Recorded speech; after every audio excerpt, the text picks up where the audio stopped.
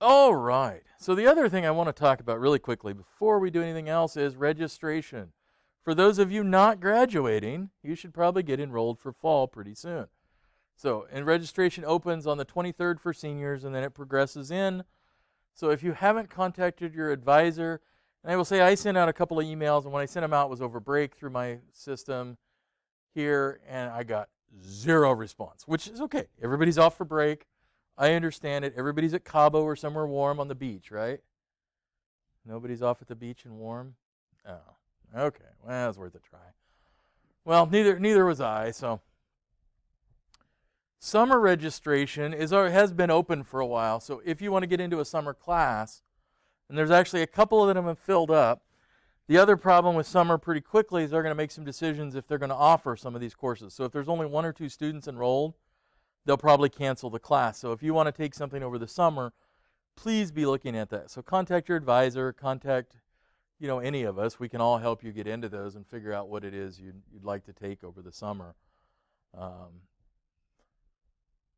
So the earlier you enroll, the better, just in terms of we know what's going to happen in the world around you then.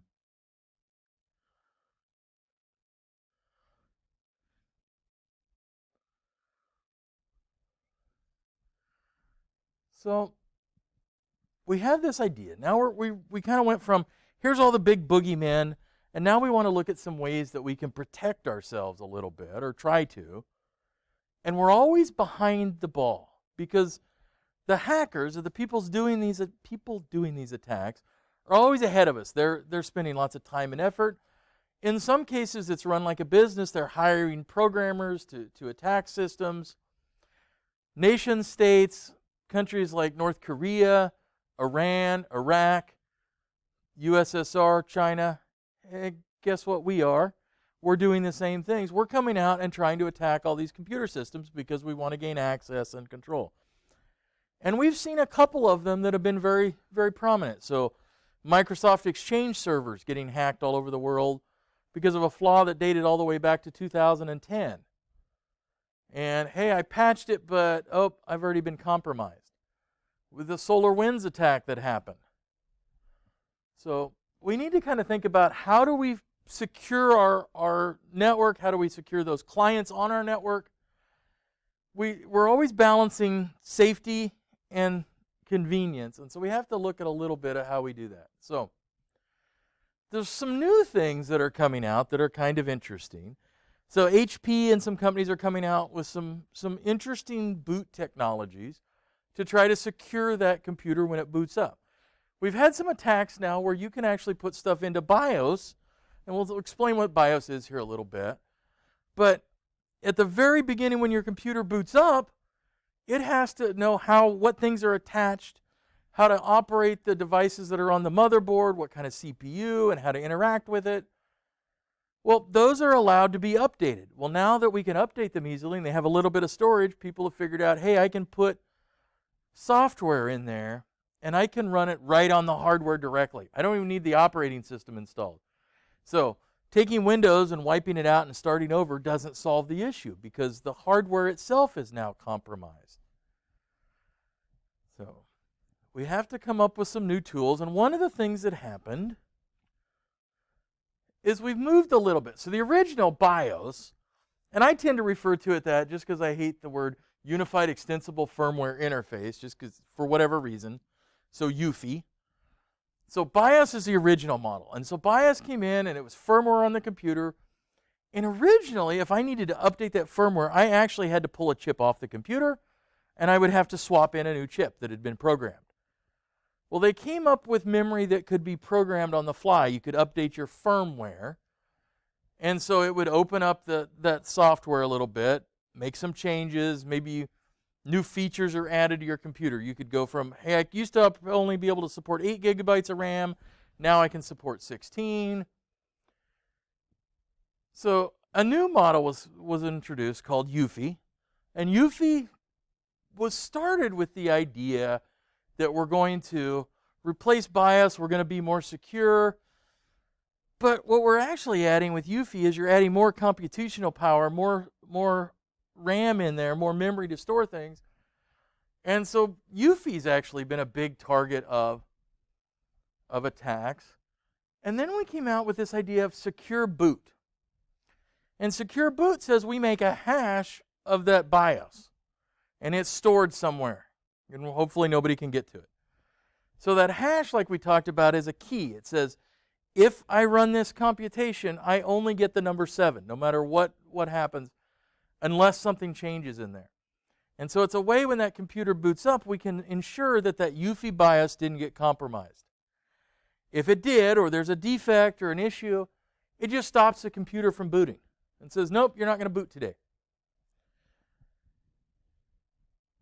So HP and Lenovo and some of the other ones have went on top of this, and they've added some additional features and added some interesting software pieces for secure booting, so that, again, it checks that signature, says, am I legitimate? Am I authentic? Have I been messed with? And it is a good way to do that. Well, here's the question. What happens at our place of business, and we're using secure boot, because problem number 1 is most of the time it's turned off. But number 2, what happens at our business if we have a computer that comes up and says, nope, you can't boot because your Eufy is compromised? What do you do? In some cases, the right answer is, hey, we're going to replace this computer. But does that happen in business, or what are we going to do? We're just going to turn off the security settings and run it anyway? That's what typically happens, unfortunately. So we have to be aware that we use tools like this and it doesn't boot. We have to be willing to, if it's under warranty, usually we can talk them into replacing that, and sometimes that's actually replacing a chip so that you don't have that malware in there. So this is kind of a chart showing how BIOS works. So BIOS is at the very bottom of everything that starts. So when your computer starts up, and this is really where you'll see like that black screen and some scrolling text on some computers, that's that BIOS. That's the very lowest level piece of software. It then goes to what they're calling the MBR, the master boot record. So it's finding how is that hard drive or my software connected to it. Then it says, okay, which operating system, what kind of parameters am I loading?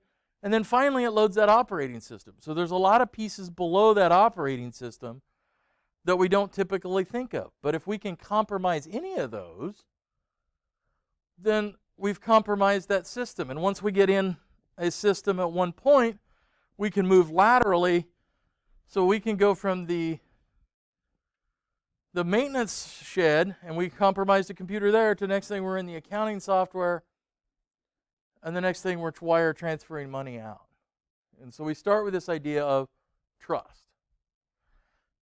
So in that boot cycle, each element has to be trusted. And if any element isn't, we stop the boot cycle. And we stop it. So if that master boot record doesn't check out, stop. If our Eufy BIOS doesn't check up, we stop. If the operating system, and in some cases something like HP's tools, actually take a kind of a signature of your operating system, and if that suddenly is different, it's going to say, whoa, nope, we're not going to do that anymore. We're going to stop also. So we start with the idea of hardware. And so a lot of computers now are built with some of this trusted modules built in. So we pay more for our business computer, and part of the reasons we do that is we get some of this trusted hardware. So if I go to Dell, I can get some hardware that's got a Intel Trust chip essentially in it that does some of the security features for us. We also sometimes on the business side will pay for some other pieces. So one of them that's very common now is we really like to think that we are going to encrypt all our data on that computer. But rather than encrypt it from Windows in a software version, we actually have a hardware chip right in there in this hardware, and it encrypts everything that flies and goes into the motherboard, out of the motherboard, to the hard drives, out on the network. And so that data is actually encrypted right at the hardware level. Well, we know there's all different kinds of other things that are going on. And I think it's interesting because we're figuring out that we can detect data and pick up what kind of data is and we're not even in the system. We're air-gapped. In other words, we don't have a physical connection to it. And we know when we used to have if you've ever seen them, the big old tube-style TV monitors, you could actually tune in and see what that was displaying on that monitor because they emitted a lot of radiation from it, or EMF from it, and you could actually see 20, 30 feet away what was on that screen. Well, now we've all got flat screens, but are they still able to be compromised from those signature patterns? We are also figuring out some other interesting ways to get data off air-gapped systems. So the sound of the fans can actually be used to get data off of the computers remotely, is one of the latest. Any electronic emissions it makes, we can actually pull that out and try to identify where that's coming from and possibly compromise a system. So even though we say, hey, it's an air-gapped system, it's not physically plugged into the rest of our network, that doesn't mean it's immune from being able to get data retrieved from it. Kind of scary. Kind of scary. So the U.S. government has tried everything because that'd be kind of handy for them if they could sit next to the embassy in Russia and pick up data off those computers, right? Well, Russia's doing the same thing for us. And so any amount of activity that goes past there, we can now start to pick up. Great. So there's all different kinds of ways they can pull data off a system, and this just happens to be one of them. So the U.S. government has introduced a whole lot of things that if you go through some NIST documents, you'll find best policies, and they'll even talk about how you can shield a room.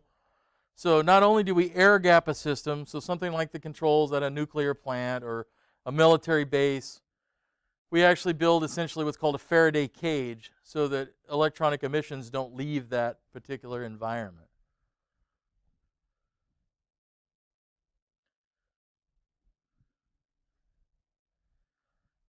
And then we have one we're seeing some effects of called supply chain infections. So one of the companies that was guilty of this many years ago was our friend Apple. Apple actually shipped a bunch of iPods. So if you think back, the ones that used to play videos and music, and they actually shipped those, and they had a virus on them. And it didn't hurt a Mac because it didn't know what a Mac was, but it was a Windows virus. And it was actually introduced in the manufacturing process. Oh, great. So now we have to worry about new products coming down. So something's been compromised, and then it gets shipped out. And now we're plugging in all these devices into our network. We're plugging all these sensors and Alexas and cameras and everything else, and there's a great fear that these are going to compromise our systems even worse. One of them that has come out is security cameras. And so there's something really weird in the world of security cameras, and that's about 85% of the market is being built by two companies, Hikvision and Dahua. They're both Chinese companies, both controlled by the People's Republic of China. And so the federal government has finally said, you know what? We're concerned enough about this, and we've seen evidence of some backdoors and some other hardware-based flaws that they have in there, that we no longer allow those on any federal government installation. So if I'm going to put in a camera system right now and I'm at a government installation or anybody who receives pass-down federal funding, I need to make sure that they're what they call NDDA compliant. So those camera systems are hopefully not an entrance into our network that's going to be an issue. I got to play with a client system, and we actually got one from Hikvision, and we looked at it and we installed it. It's pretty blatant, some of the back doors. In fact, when it's on its network, it announces itself as the Great Wall of China computer system. Do you think that gives me confidence that I really want this piece of device on my secure network? No. And so then we started looking at what it was phoning home and where it was sending data, and it was pretty egregious. And in the very firmware of that device. So we have all these other devices. What if Alexa's somehow in that manufacturing chain, and Alexa got hacked? And so we sent out millions of them around the world. We've seen it on phones. We have to be careful of that. So we think of Apple as a giant manufacturing giant, right? They have at some points $100 billion in cash sitting in the bank. It's slightly above Reese's bank account this month. But do they actually manufacture anything? Do they have their own factories that they own? They're like most every company out. We're contracting out. So if Foxconn or somebody else they're contracting with manages to get infiltrated and somebody infects, now all of a sudden we're shipping out 1 million iPhones with security flaws. So this idea of supply chain is pretty tough. It's hard to catch. There's so many hands on these devices we have all over the place now. And it's in places you wouldn't think. Things like our thermostat controller. It's plugged into the network, but who would think that that would be an issue? Well, I might think that's a great way to get something onto the network, and I implant that right into its hardware. You don't know anything about it until it becomes alive, or I activate it. So the idea of these supply chain attacks are frightening. So we have a lot of different operating systems out there and software running. So the ones we think about, all right, here's my workstation operating system. So Microsoft Windows, Mac, Linux, you might put Chrome OS in there. Those are the ones we interact with every day. We don't typically think about some of these other ones. Well, we probably do think about our mobile because we almost use our mobile more than we do our desktops. So Google Android, Apple iOS, Windows Mobile you can scratch because it no longer really exists. But things you don't realize that are sitting there. So digital video recorders, your cable boxes, all kinds of things have operating systems in it. What about things like ATMs? ATMs are running software. What's really frightening is how many ATMs are still running a version of Windows XP. But we don't think about them being hacked because we think of it as this appliance that just sits there. And then we have our server OSs, and then we even have the idea of a network OS. And those are the things that run our networks, are put inside of our switches, inside of our environment.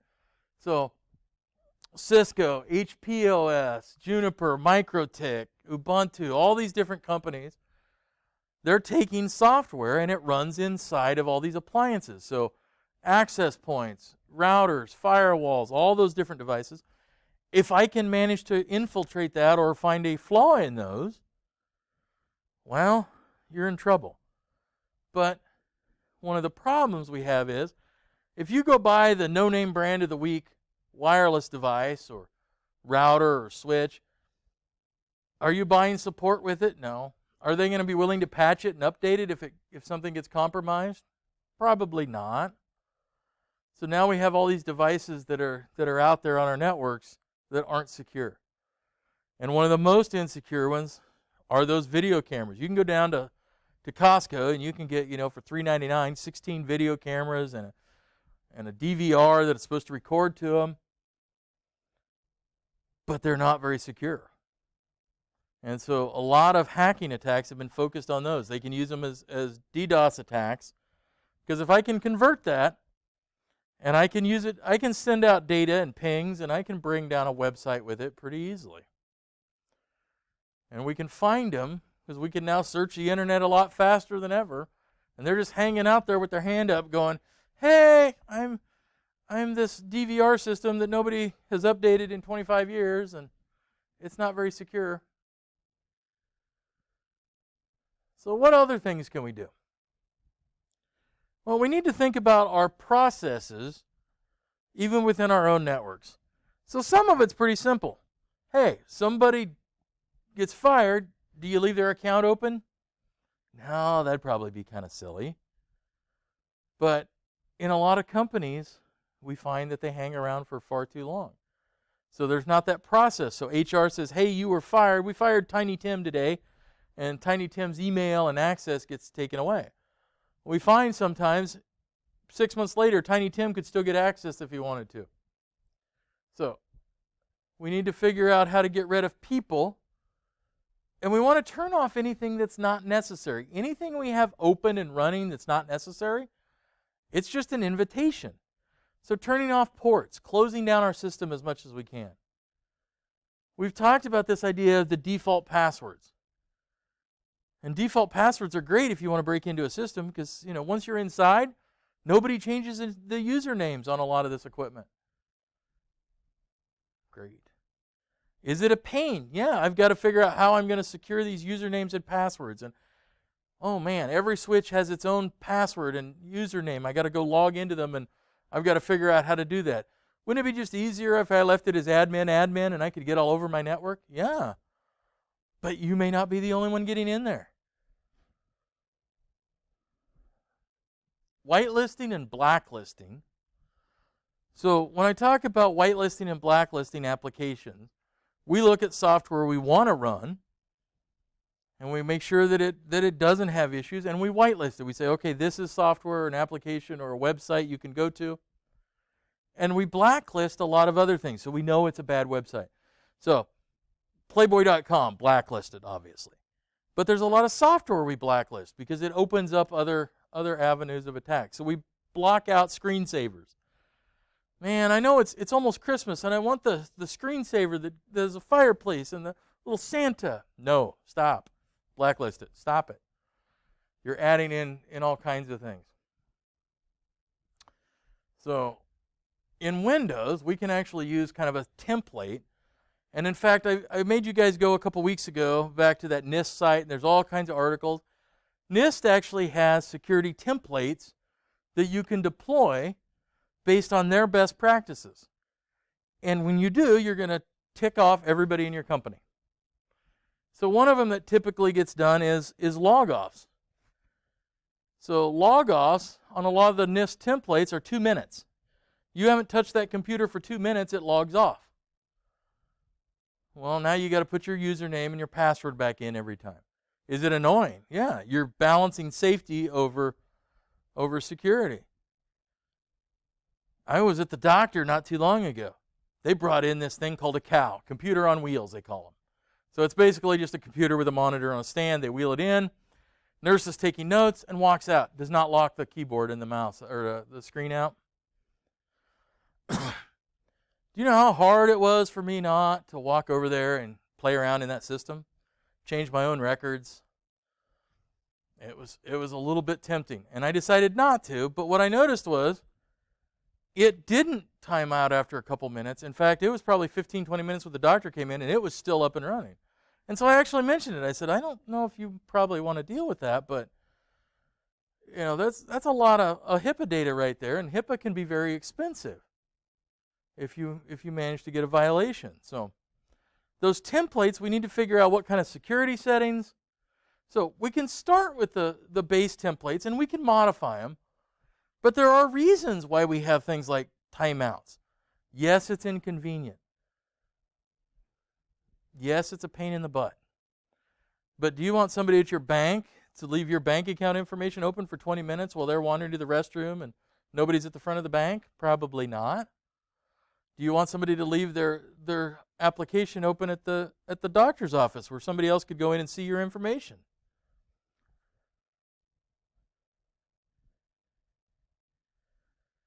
So all of these systems, computers, devices, access points, routers, firewalls, IoT devices, all of it, we really need to come up with the idea about patching them to make sure that they're up to date. So,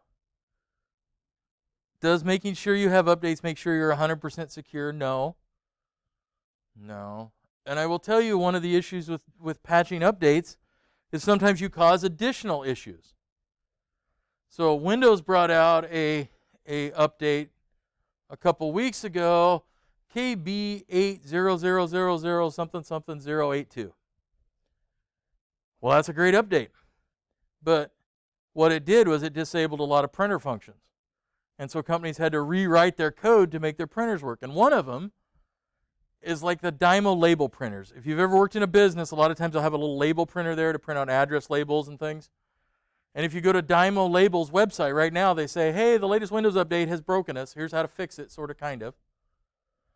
So we patched it, so we secured one series, but we caused some inconvenience. And those happen fairly frequently. So the flip side, patch management, I'm going to say, is great. If you're not patching and updating all your equipment and devices to the latest security standards, well, you're inviting trouble. But the other side of that is you're also creating some maintenance issues for yourself. Great. There's never a free lunch, unfortunately. So, a couple of different things that we want to make sure people realize. So, a patch is just one particular item, or maybe a couple, and they send those out. So, Microsoft has what they call Patch Tuesdays, and they'll send out updates. The other option that you might have is some feature updates. So maybe the program is actually going to change. So you get new features, but it may not address any security updates. So maybe we have an update for Microsoft Office, and it's got a brand new feature in Excel that will automatically calculate something based on a screenshot you send in on your phone. That's a feature update. Service packs take all of the updates up to a certain point and roll them all together so you can update a system very quickly.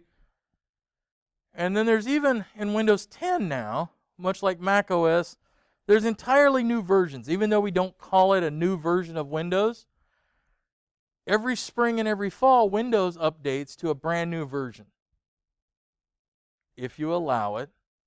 And sometimes there's some benefits to doing that. Sometimes there's some detriments.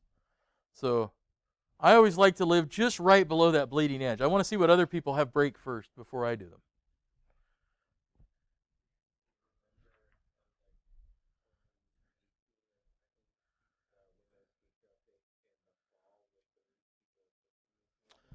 Correct. So there was a mention of I think it was the 2018 fall, and it would delete profiles and pieces of your information and your data when it upgraded. One of them that I've seen happen, and I don't know why, Microsoft must have some weird oddities in their printer designs, is the latest fall update, which is rolling out, breaks some enterprise-wide printer functions. So I've seen several places that computers have updated and suddenly they can no longer print to their giant copiers and different things. And I'm not really sure what it's doing there. We've kind of rolled them back and just kind of went, well, they'll fix it hopefully. So yeah, you have to be careful about it. The other thing you might want to look at, depending on the size of your company, is some tools to help you do this process.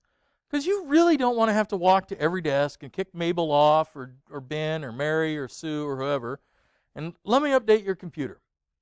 So there are a lot of tools for patch management. If I'm using Windows and a Windows Server, Microsoft has got some update tools, but they're kind of cumbersome compared to some of the other tools. But a lot of different companies produce tools. Not only can I update my computers, but I can also see very quickly which ones have been updated and making sure that it actually does get distributed out. So if I've got 500 computers, I don't want to have to physically go touch every one of them. I want to use a tool that will allow me to push those updates out. Or the other side of that is I want a tool that will allow me to stop an update. If I know there's an issue with it, so maybe our MyPSC software won't run on a Windows update. We want to be able to stop that on our campus level until they come up with a correction for it. So those patch management tools do a lot of pieces. They're not typically very expensive. One I use quite a bit actually gets bundled with Avast. You can buy it as a piece of Avast on the corporate side on their cloud edition.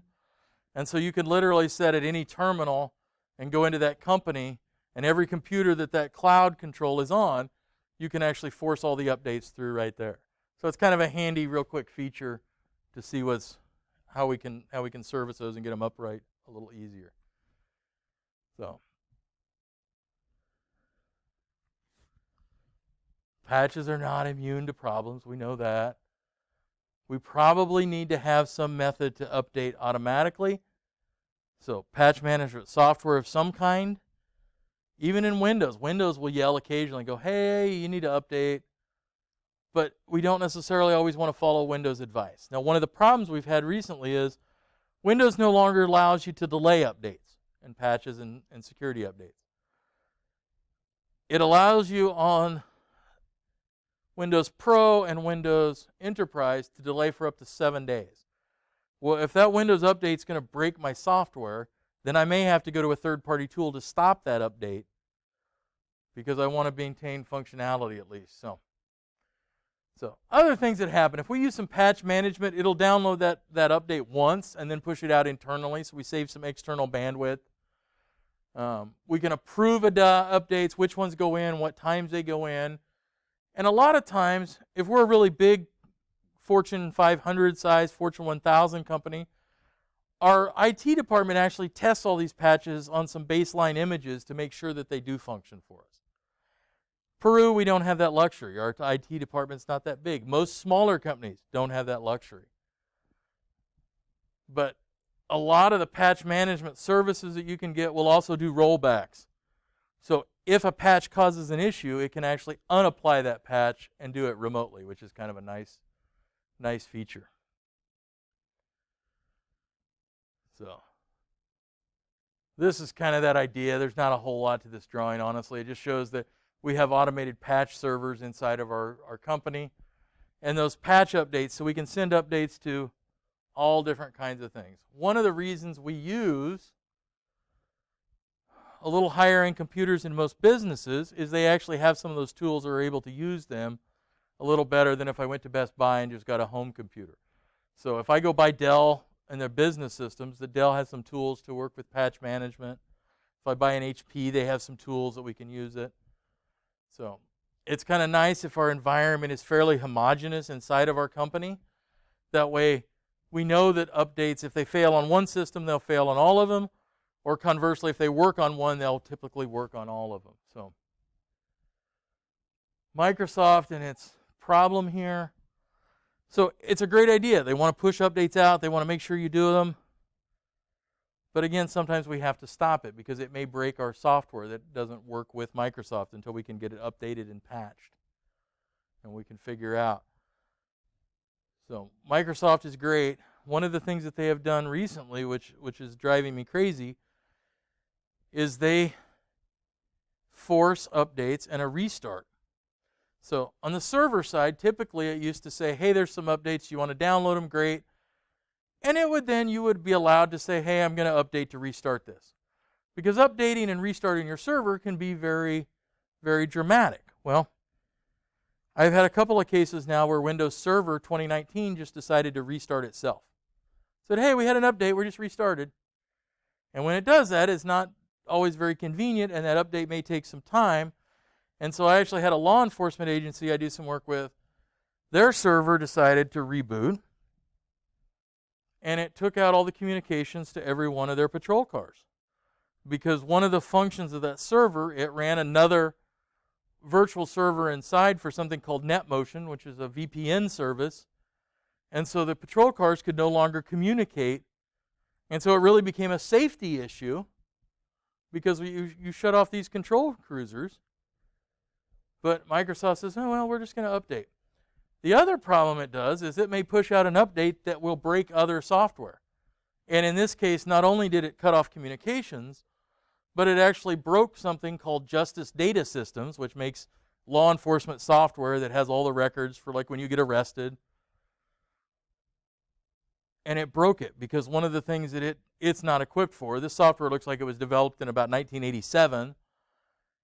And there were some other updates that try to go through, like some Java updates, and it breaks it. And it did that all on its own, on a Saturday night. So at midnight, my phone started ringing from a police department. Never a good sign when your phone rings and you see that it says police department. Crap, I don't want to know about this. So just something to be aware of. And Microsoft typically is that. I have not seen on the Linux side, their server updates typically are not that that egregious. So this is that Windows 10. If you go to settings and go to update, this is where we can check for updates. You can see what's been updated. In that case, on that update history, then you'll have the ability to roll and update back if you need to. So just the other day, I was at our courthouse there in Auburn and had to roll it back for several people using those Dymo label printers. They needed to print out tax bills or something and send them to people, and they weren't able to. And I know that not getting your tax bill would make everybody sad, right?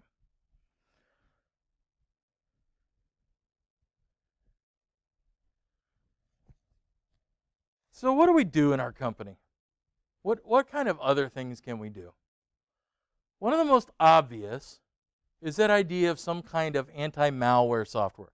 So we're going to call anti-malware that umbrella, and then there's other programs that are going to fit underneath that. So antivirus, anti-spam, some of them may have sandbox programs. In other words, when you first download and run a program, it runs it in a container to make sure that it doesn't have anything horrible in it. So anti-malware software. So antivirus is kind of one of those you'll see bundled in there, and some people will go, well, man, I got my antivirus there and I bought it at Best Buy and it says it's really good. Well, antiviruses rely, for the most part, on knowing what it's looking for. So somebody at Norton or McAfee or Trend Micro or Avast or Kaspersky or any of these terms, they have to have seen it, looked at it, and come up with a detection for it and a prevention. Well, again, we're behind the ball. We're always behind that ball. So it has to update, find them. So if your updating isn't getting done, or if you happen to be that lucky person who catches that virus before the antivirus software does, or they've updated, great. And so they talk about things like heuristic analysis, sandboxing, new ways to try to get it. But for the most part, antivirus software relies on, hey, this is behavior that I've seen before, this is software code I've seen before, and it's going to say, all right, I'm now going to stop this process. So we also have this idea, and they call it code emulation, I call it sandbox. So code, and you can see it in a lot of antivirus programs, you go download something, and they'll sit and spin and say, hey, we're checking your code. And what it's doing is it's running inside of a container, like our virtual operating systems, and saying, I hope this is going to work, and we'll tell you if it's not. So, antivirus software. Well, there's some other problems with antivirus, though. So, antivirus is great, and if all you're running is Microsoft Office on your computer and a couple browsers, it's probably great. But if I'm here at the college or somewhere like this, where I have software that's purposely built for that environment, Avast or Microsoft, they don't know about software we've created. So a lot of times you need to make exceptions for software because it'll break it. Because it doesn't know about this software you've created in your own environment or you're buying from a small vendor. So you have to come up with ways to allow that software to run and still try to stop everything else. And what all too often happens then is somebody will go, well, I'll just suspend the antivirus for a while I'm running that. Well, now you're unprotected. And so we'll look at one.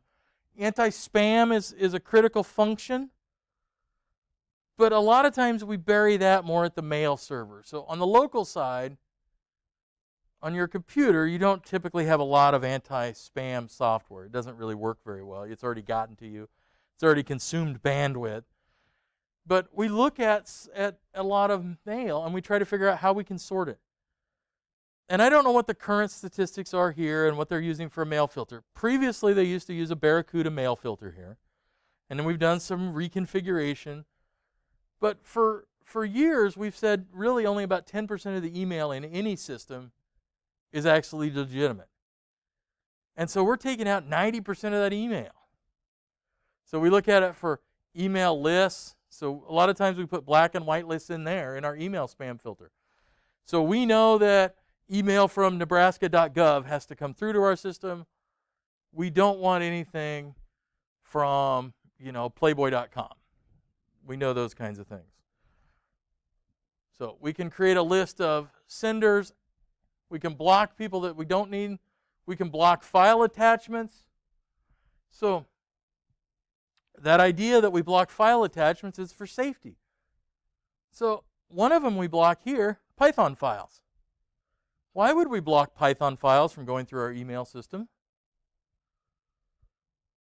Can I write malicious code in Python? Yeah, so we block it. We block a lot of times other files so that we know that they won't damage somebody's system. So, trying to get rid of all that spam, and if we were perfect at it, if you could create a perfect spam filter, you would be a billionaire within a week. Because when we look at businesses and we look at how much time people are sitting there simply deleting emails that aren't really relevant or are spam, or even worse, they're clicking on the spam and suddenly infecting our computer network, it's pretty horrible. We actually have a tale from a CMIS graduate that worked here at our college. And we all get that way. We all look at something and we just go, man, that looks legitimate. It's tired. It's 4 o'clock in the afternoon. I'm tired. Click, let me hit on this, type in my username and password. Well, we had a former student / then became an employee that did that here at our college. Within about 10 minutes, they had sent out 10,000 emails off that email address because they'd given out the credentials and used our email server as a relay then for other spam to get more people to do the same thing. So it is critical. It is important. And there's some issues you run into. Depending on what organization you're at, you may have to set those filters differently. If I'm at a hospital, I probably have to include things that I wouldn't include if I'm at a K-12 school. Or if I'm in a police department. We've had to open up some things because emails from potential volunteer witnesses, I don't know how else to phrase that, wouldn't get through the spam filter because of the content of it. But yet it was something that was necessary for that business operation. So all of this really needs to be personalized for that unique environment that is your business. And then we add in something like anti-spyware. So anti-spyware, things like those pop-up windows, letting other people see where you're at on the internet. We can put in anti-pop-up blockers. And we all love websites you go to where 13 little windows pop up, right? Annoying and it's frustrating and you don't like that. So we can do some of those, block all kinds of those pop-ups. But again, we have to be able to alter this if we need to. There's some software that'll pop up on our screen and go, oh man, I can't get to this government website because I got my pop-up blockers on, and now I have to make an exception for that. And some of it, and here's where I run into federal sites that drive me absolutely crazy. We want to have websites that are secure. We want to have your data entry that's secure. So I had a call, I don't know, before break at some point. I can't remember when it was. And this individual works for a utility company. And they have to enter in data into a federal database off a website. All right. That makes sense. They got to, describe what's going on and enter every month they have to enter data. And they were no longer able to because they had gotten a new computer. And I looked at it and I'm like, wow, okay, I don't know. Let me see what's going on. And it wants JavaScript. Let me install the latest version of JavaScript. Still not working. And so I just really quick sent them an email saying, I don't know if they'll respond or not. And I got an email back that frightened me to no degree of end. So it basically said, uninstall the latest version. We'll send you a link to a version that's about 7 years old. And turn off updates so it doesn't ever update. And then what we really recommend, and they gave me which version, and it was Internet Explorer, which has now not been active for several years. The version was from 2013 that they wanted you to use. In no way is that safe, but it's a federal agency wanting you to put in data about the power grid in our country. I nearly wet myself going, holy cow, that shouldn't be happening. But that pop-up blocker is one of the things it had to have was all these pop-ups that came up, which was truly frightening. So this idea of tightening up or hardening our operating system. So we make our security as tight as we can. We use this idea of least privilege. And it's annoying because if I need to do something outside of my normal scope of duties, I'm going to sometimes have to ask permission or get it added. We want people to have the least ability at all times. So no supervisory accounts, no administration accounts. You can't install software. You can't do anything except your basic operation. Limits your capabilities. We make the file system unchangeable. Sometimes we even take unnecessary features out. Not because we're trying to be mean. We had to take out Spider Solitaire because it was sending data back to the mothership. So we try to make this as secure as possible. And we're challenged all the time because Windows comes out with new updates that open new features up. And we have users and software that doesn't apply to this. They go, well, no, you have to have administrator rights to run this software and make changes in all these different file directories. So this is a constant battle. And the end users sometimes feel like you're just wanting to be mean to them. And you get those kinds of calls, and people will say, man, you're just mean and you just don't want us to do anything on our computer. Why can't I install this software that I bought and paid for at my house? Or I can go to the internet and I can download all these games. Why can't I? Well, first of all, it's a work computer and you should be playing, and it's owned by the corporation, or so you have to be careful with that. And now we have this even worse issue of people working from home, and they're working from home on their own equipment. How do I deal with it? How do I verify that they are using things like antivirus in a way that we would at the company level?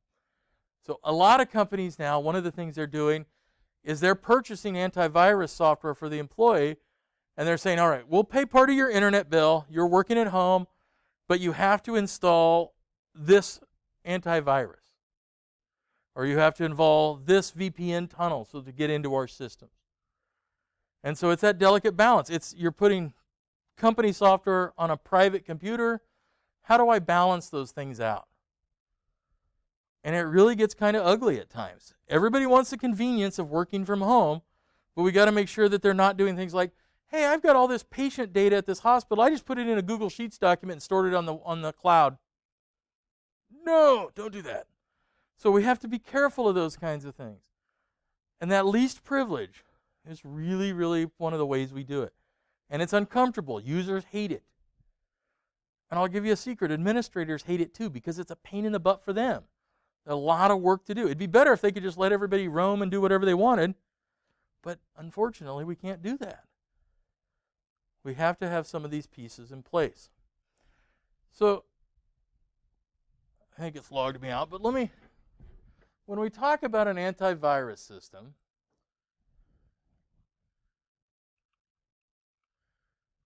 so I wanted to show you one on a little bigger system here. So you can grab one and do it at on your local computer, and it works pretty good. What is my? Too many passwords. I can't remember them all. So this is one. So this is a Avast Business Cloud. And so in this case, this is some systems I deal with. And in this case, it does a lot of things from this control panel. So I can see my customer list, which I'm not going to show you because that's kind of not important. But all up in there, I can do things like I can push out patches. I can look at individual devices. It gives me alerts. So it says, since I haven't cleared these for a little bit, there's been 29 threats detected. I have 5 computers out there that have out-of-date viruses, and I think all of those are now deprecated computers, and I can delete them, but I haven't done that yet. So from this terminal, so this Avast is a little different than the one you buy if you just go online and buy the Avast, especially if you just buy the free one. It's got all different kinds of things. So one of them I've got is something called content filtering. So at the local level, I put in content filtering at a lot of these places so that you can't go to, for example, shopping sites. We can block those off. Or we can block off pornography sites. Or you can block sites specifically. So maybe you don't want them going to the competitor's site. you also can get reports and see exactly where every computer that's got that in there has been. And so you can push out reports. So supervisors, a lot of these organizations, get those kind of reports. So it does patches. It sends me alerts. So when it gets one of those threats, so whatever company it is, that administrator there, if they have one, gets an alert, and I get one. And I get an alert going, hey, there's an alert. Now, I will say I've turned it off for a couple of businesses.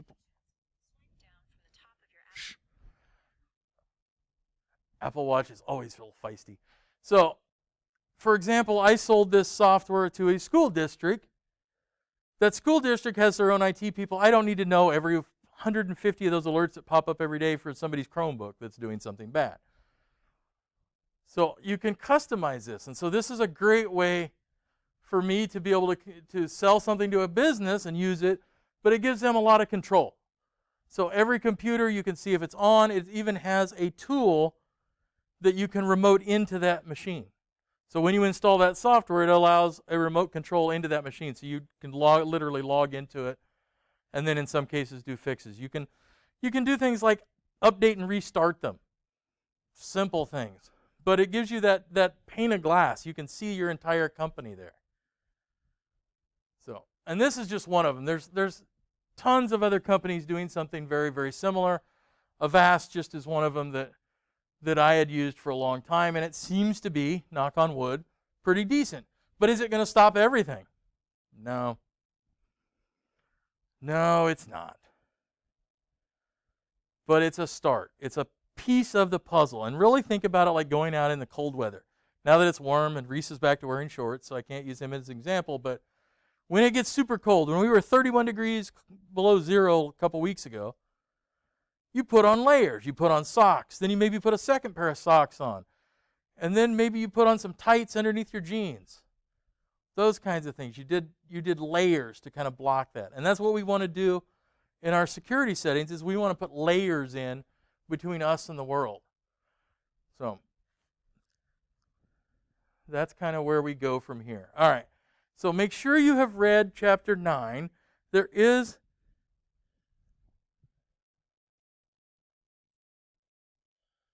this week, I did not put a ton in there, is not even an assignment. Did I really not put in a, oh, there it is. Never mind, just kidding. I thought there was. Okay, so this week you get to pick one of these projects to do at the end of the book. You don't have to do all of them. You only do one of them. If it doesn't have explicit questions, you can screenshot it as to show your progress on the way. So there's a couple of them there. Testing antivirus software. How do we test what we already have? Antivirus comparisons, physical security, UEFI. So that's your project. There's an assignment. There is a discussion board. The discussion board does not require you to respond to any of your classmates. And so on campus, we'll probably go over that discussion board then on, well, not today, I guess then. So you should be able to get through there pretty easily. All right. Any questions as we launch out of here? Anybody ready for this semester to be over? Everybody raises their hands, goes, yes. All right. Is anybody ready for COVID to be over? Yes. All right. Guys, have a great weekend, which is weird since I only saw you once this week, but go out and have a good weekend.